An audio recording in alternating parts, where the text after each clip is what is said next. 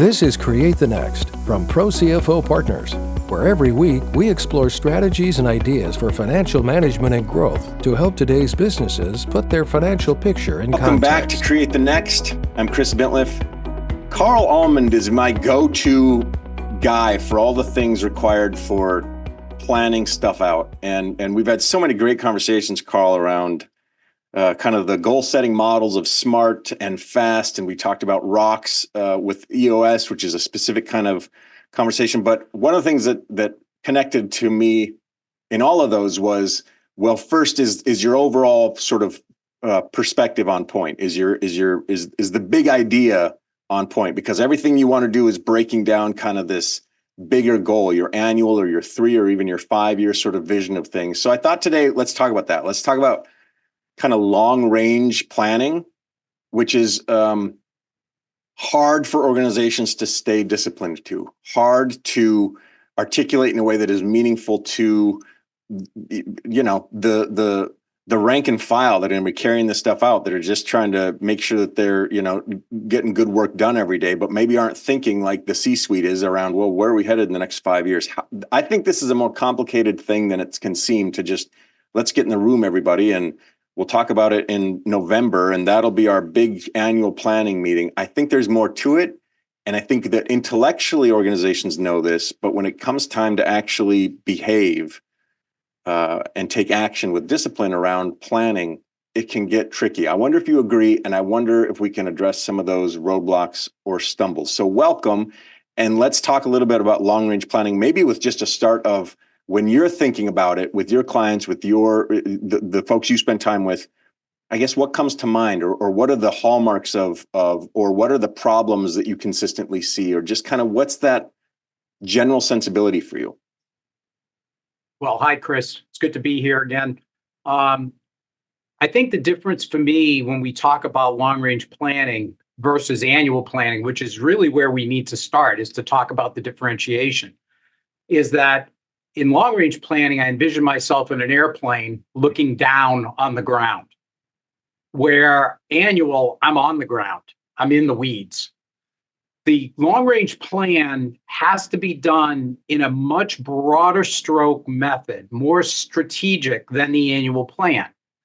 And the reason for that is because we're looking out 3, 5, and for some businesses, even 10 years into the future. What we're looking for is big issues and strategic moves that we have to make to get our company to wherever we're going. And the very, very, very first thing we have to do before we start long-range planning is that we really have to have a vision of where we want to see ourselves at that future date. Whatever date we pick, whether it's 5 or 10 years, where do we want to be? This is tricky because I think that's a skill set. I think the ability to be visionary in that context is what separates the fantastic CEOs from the people who have just been in the organization or been in the industry long enough where CEO became the inevitable thing for them to do. They're great, maybe managers, but not great visionaries. Do you agree? Talk to me a little bit about that. Who is in charge of this vision? How am I going to feel confident about my 5 to 10 year goal? Is this a group of 6 people in a room? Is this the one person you hired to sort of articulate or cultivate these ideas and everybody else kind of chips in? Or like, where do we start? Yeah, you hit the nail right on the head. I think that the CEO or owner has to know where he wants to see the business. And, it's one of those things where it may be that that owner wants to be out of the business in 10 years, but he's got to be the one that sets that target. It may be that he wants to double the size of the company, but he's got to throw that on the table, and then the leadership team has to challenge it. The key guys, the key stakeholders in the business, they're the ones that, there's a little give and take there, but somebody's got to be like you said, the visionary, setting that picture for everybody. The old expression, a picture's worth 1,000 words. He's got to be the one that puts that vision up there for everybody. What a valuable point you just made around you have to surround yourself with people who will then challenge it. That's the only way friction helps the work, right? Like that's the only way that we're going to get to great is if somebody's got a good idea and we throw it out there and then we poke holes in it until eventually what we're left with is this is a pretty solid thing we can start to operate from. But that can feel to me like a really long process. How long should this process of long range planning be or take, or what should I expect? Typically, it's going to be something that you could do if you focus in a day or two, but it has to be a concentrated process. It isn't something that you're going to do an hour a day for an hour a week for 52 weeks. This is, like you said, it's a mindset. You've got to bring yourself, and I use the term out of the weeds, but it's so appropriate. Most of the people on the leadership team are daily in the weeds. They're doing the work, as I always say, working the work. They're getting the stuff done on a day-to-day basis. They're dealing with the customers. They're making the products. They're shipping them out to customers, collecting the money. In order to get to a long-range mindset, you've got to get yourself out of that environment and into a controlled conference room, boardroom, whatever you want to call it, and just hammer this stuff. And I've always found that it's best done in one session or two sessions, but not blown out over a little bite at a time. And we talked about this a little bit in our last conversation, but what should the dynamics of that team that are going to be locked in the room for the day? We want challengers. We want people that are going to be in the room that are going to raise flags and that are going to punch things in. But we don't want saboteurs. So, how many people? What should those kind of skill sets be? And some of us don't have 20 people on our leadership team or 7 people. Some of us have 2 of us that are just doing our very best, or 3 of us. Who do I bring into that room, or what kind of, not even like roles or people, but what are the personalities or the attitudes or the mindsets of that's the person you want in the room to help you shape this? I guess the term constructive consensus comes to mind. Hmm. In that you want people that are going to be positive in their approach, but willing to question in a constructive way towards the goal. It's not about, just poking holes in it. How many times have we been in a meeting and there's always one person that always loves torpedoing something? Yeah. And there's no benefit to the company for that. It's just their little game that they play. That isn't who you want in the room. You want people who are serious-minded, that are there for the right reasons, that the visionary CEO has created an environment where he welcomes comments and welcomes challenges so that he or she recognizes that this is the way to build success.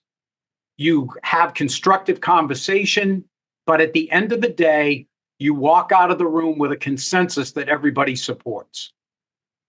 As you're sharing that, I'm mindful of an anecdote I'm familiar with of Jeff Bezos, who brought up this concept at Amazon of disagree but commit, which I think whenever you've got smart people in a room, you're going to have that sort of, well, I just don't think that's the way to do it, whatever. At some point, you have to be able to say, okay, I don't agree, but I 1,000% support you in making this happen. Like, it doesn't do us any good to hold grudges or have chips on our shoulders. At some point, we have to have the emotional maturity in the room, which is not, let's not take it for granted just because these people are career, executives or something. We have to have that ability in the room to be able to say, okay, you've made good points. I don't agree, but let's go. And then you go forward with confidence and feeling like everybody's on the same page in a healthy kind of way. So culture touches kind of steeply into this, don't you think? Absolutely. And I think the other thing is that in order for the meeting to be successful, everybody has to check their emotion at the door. Yeah. Everybody has a pet project or a pet peeve or whatever.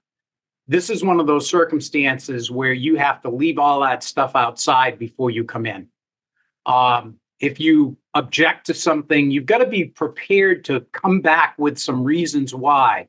And I don't mean, I don't think it's the right idea. It's, based on the market, this is not the right time for this. Look, John Smith tried this and didn't succeed. Why do we think we can be successful? That's constructive criticism.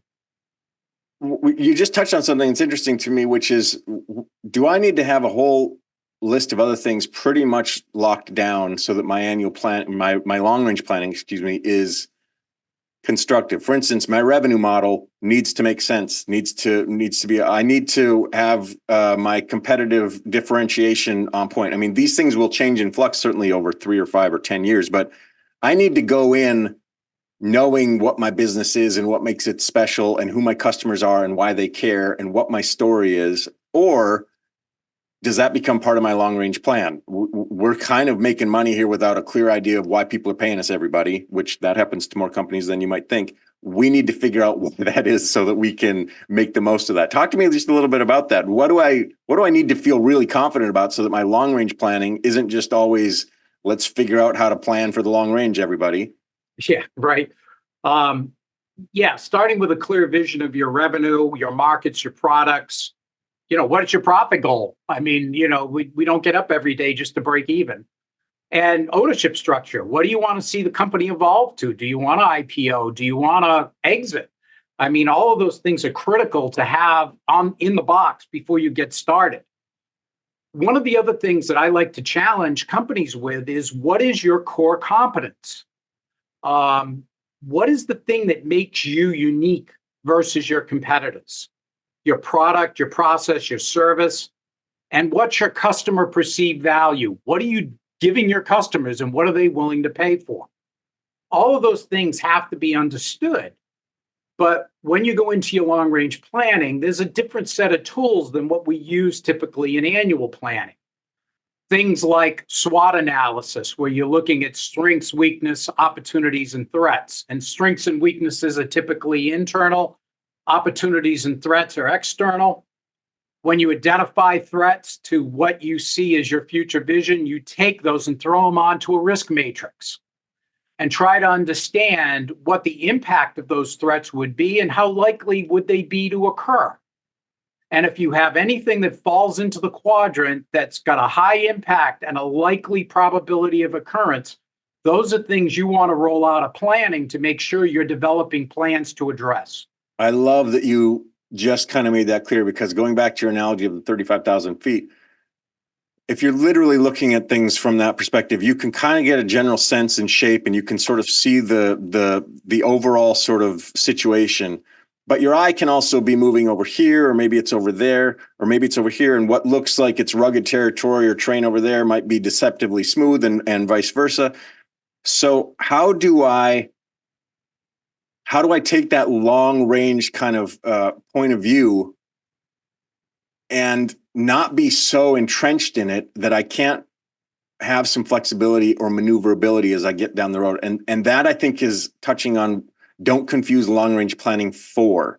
Maybe what you're saying is annual planning is where you sort of address these dynamics. Long range is you're just looking at, we're not sure how we're going to get there, but we know we want to get there. All the details are to come. But talk to me a little bit about that. Is that accurate, or what do you think? No, you're absolutely right. It's you take things from your long range plan and they roll out. Some of them will roll into your annual plan for the current period. And that's why the timing of long range planning is usually ahead of your annual planning, because there may be stuff that comes out of the LRP that rolls into your annual plan. It's really about this long range planning is so different. And you said it's in the very beginning of the conversation. It's a critical mindset. It's something that's different than the day to day. But for most businesses, it has to be done, because if you don't do it, you're never going to get to wherever it is you want to go. I think the difference is, the comparison for me in a real life scenario is, I can easily plan a getaway for the weekend with my wife somewhere. But if I want to plan an all around the world cruise, that's going to take a different perspective. Mm-hmm. So I look at annual planning as the weekend getaway, and long range planning is let's take a around the world cruise.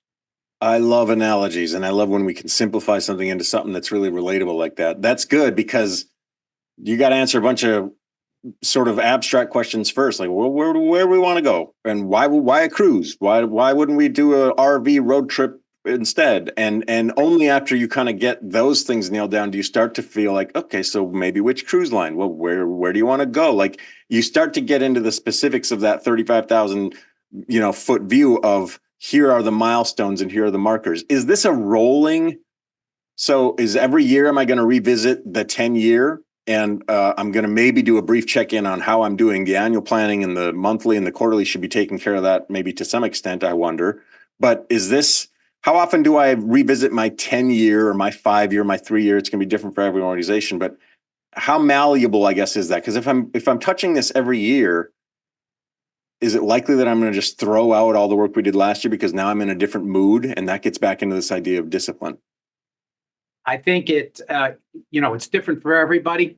And it's really a function of how quickly your cadence is for your company, how quickly you're growing, and also the dynamics of your industry. How often do things change in your industry? If I was doing artificial intelligence right now, I'd be doing a 3-month plan. Right. It's like things are changing so rapidly. Revisit it. My suggestion is that the visionary should be looking at it every year and raising a flag when he feels like there may be something that's changing on the horizon that needs to be addressed. I wouldn't go more than 2 years without opening the process up and running through it, just because of dynamics. But going through the full-blown process every year may not be necessary, but again, that's a dynamic of your business. Karl Almond is Pro CFO Partners, CFO, fractional CFO, genius and person that I enjoy talking about with all this kind of stuff. And again, we keep talking about interesting things that make me want to keep talking about interesting things. So I'm gonna look forward to having you back where we can unpack some of this stuff even deeper, even more, and breaking this down into even more sort of understandable concepts, I think is really, really key and crucial. But I'm so grateful for your generosity of your expertise and your experience today. Thank you, Karl, and it's been good to be with you. You're welcome, Chris. Thanks so much for having me. Thanks for watching, and a special thanks to our subscribers. Consider becoming one today. Visit ProCFOPartners.com for more strategies and ideas for financial management and growth to help you put your business's financial picture in context.